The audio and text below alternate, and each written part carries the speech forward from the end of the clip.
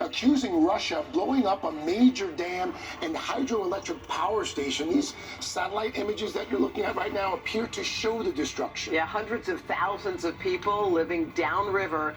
They've all been ordered to evacuate, and of course the implications are massive, including a potential threat to a nearby nuclear plant. NBC's Molly Hunter's right there on the ground for us in Ukraine, has got the very latest.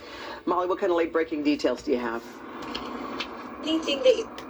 Hoda, Craig, good morning to both of you. Now, tens of thousands of people, we are told, are in that direct, dangerous flood zone. Now, Ukrainian officials say they have managed to evacuate just about 1,000 people, but the water in those low-lying villages is rising 6 inches per hour.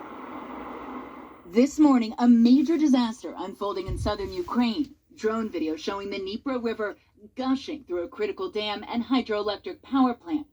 This video shot from the banks showing huge chunks of the Kakhovka Dam destroyed. Ukraine blames Russia for blowing up the strategic dam overnight, which is under Russian control in the Kherson region.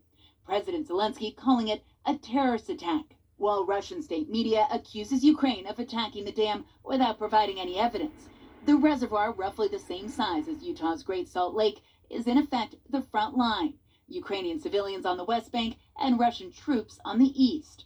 It's one of 6 dams on the Dnipro River and supplies vital drinking water, power, and cooling for the nearby Zaporizhzhia nuclear power plant.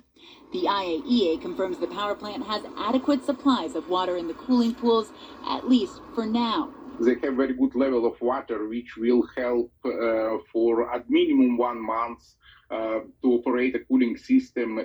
Energy analyst Alexander Harchenko estimates by tonight some 300,000 civilians will be without clean drinking water and says some 500,000 will be affected by loss of power and flooding. Your 3 biggest fears in the next 24 hours, what are they?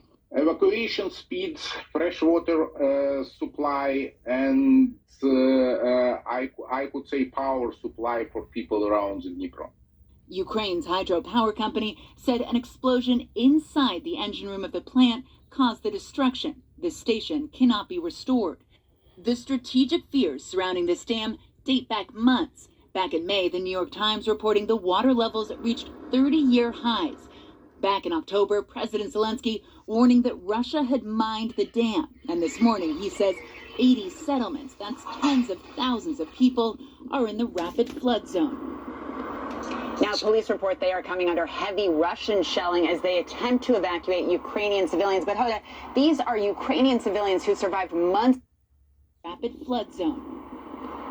Now, police report they are coming under heavy Russian shelling as they attempt to evacuate Ukrainian civilians. But Hoda, these are Ukrainian civilians who survived. Rapid flood zone. Now, police report they are coming under heavy Russian shelling as they attempt to evacuate Ukrainian civilians. But Hoda, these are Ukrainian civilians who survived. Rapid flood zone.